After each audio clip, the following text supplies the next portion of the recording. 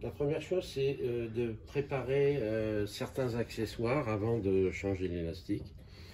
Un étau de bonne qualité, hein, assez costaud, fixé, bien fixé sur un établi assez lourd et de préférence fixé au sol, parce qu'on a besoin de faire des tractions assez fortes, hein, pour pas que l'établi vienne à nous à ce moment-là. Un rouleau d'élastique ou la commande de l'élastique qui correspond à la longueur de canne que vous devez réparer. Une petite burette d'huile de machine à coudre, hein. Un ciseau, une aiguille que l'on peut fabriquer soi-même avec un cintre métallique. Celui-là, on l'a fait nous-mêmes. Une petite bande de papier de verre ou de toile émery pour quand certains segments sont durs à retirer, pouvoir limer un petit peu les jonctions.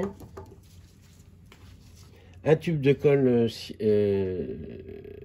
super glue, hein. Des petits colliers en téflon ou en nylon d'une dizaine de centimètres.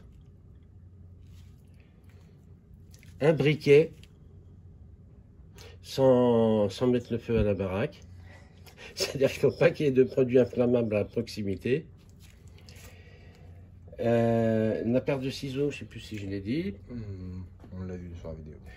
Des gants, alors de préférence un petit peu plus épais que ceux qu'on trouve dans les hôpitaux.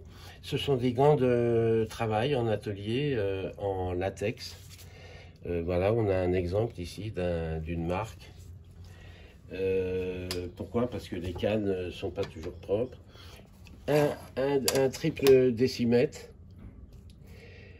Ou alors, comme nous, on s'est fabriqué ici avec un mètre ruban.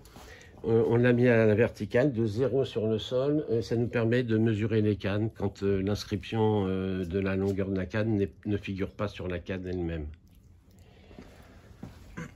Voilà en gros ce qu'il nous faut comme matériel. Donc,